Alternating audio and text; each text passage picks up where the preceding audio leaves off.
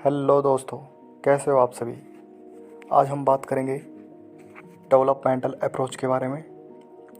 ठीक है, यानी विकासात्मक उपागम, जिसमें हमारा होगा चाइल्ड डेवलपमेंट का अर्थ, परिभाषा और प्रकृति की हम बात करेंगे। और आपको कहीं और भी कुछ पढ़ने की ज़रूरत है नहीं, जितना मैं पढ़ा रहा हूँ उतना आप पढ़ो, आपका 90% यहाँ से क्लियर हो जाएगा। ठीक है। और अगर आप कॉलेज जा रहे हो रेगुलर, तो जाना चाहिए, तो आप वहाँ से पढ़ो अपने टीचरों से, क्योंकि टीचर बहुत ही बेस्ट तरीके से पढ़ाते हैं वहाँ पे कॉलेज में फेस टू फेस। तो चलते हैं, हम बात करते हैं कि डेवलपमेंटल अप्रोच। सबसे पहले आएगा चाइल्ड डेवलपमेंट का अर्थ। चाइल्ड डेवलपमेंट का अर्थ है बच्चे का परिपक्वता अवस्था की ओर बढ़ना। ठीक है, यानी कि अपरिपक्व अवस्था से बच्चे का परिपक्व अवस्था की ओर बढ़ना। यानी बच्चे का जब गर्भधारण होता है तब वह एमेच्योर होता है, तब से लेकर के उसका विकास धीरे धीरे दिन प्रतिदिन बढ़ता ही जाता है, यानी परिपक्वता अवस्था की ओर बढ़ना।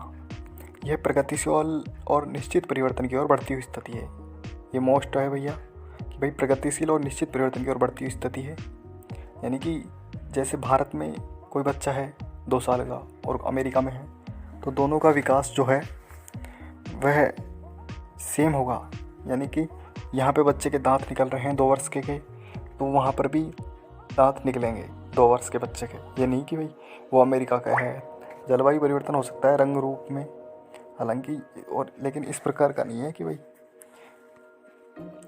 यहाँ पे 5 साल में निकल रहे हैं, वहाँ 2 साल में निकल रहा है। ठीक है, यह प्रगतिशील और निश्चित परिवर्तन की और बढ़ती हुई स्थिति है। इसमें तनिक भी विराम नहीं है, यानी कि इसमें बिल्कुल भी विराम नहीं है, ये निरंतर चलता रहता है। वृद्धि तो क्या है, निश्चित होती है 18 साल तक या 20 साल तक बढ़ती है, लेकिन साइकोलॉजिकल तौर पर इसे 18 साल ही मानते हैं हम तो।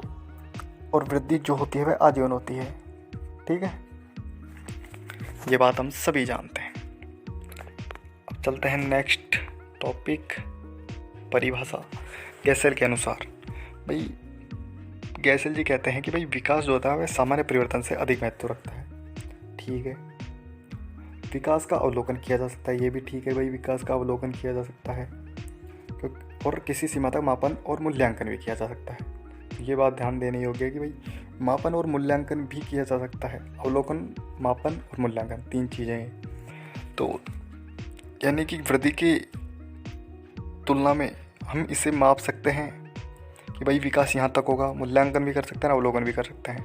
लेकिन वृद्धि की तरह इससे सटीक तौर पर हम ये नहीं कह सकते कि विकास इतना होगा, या मतलब इतना ही होगा, निश्चित नहीं कह सकते। लेकिन ये कह सकते हैं कि भाई इतना हो सकता है, ये हम बोल सकते हैं। ठीक है, आगे है हमारी प्रकृति। तो प्रकृति के बारे में आ जाता है भाई, प्राणी के गर्भ में आने से लेकर के पूर्ण प्रौढ़ता होने की स्थिति ही मानव विकास कहलाती है, यानी कि जन्म से लेकर के आजीवन। ये बात हम सभी जानते हैं। आगे आ जाता है भाई पिता के XY, यानी कि XY और माता के XX, जो बच्चे के जन्म का निर्धारण करते हैं, यानी लड़का होगा या लड़की, तो उसमें पुरुष के ही शुक्राणु जिम्मेदार होते हैं। यानी कि पुरुष के जो XY होते हैं उन्हें शुक्राणु कहते हैं, और माता के XX अंडाणु।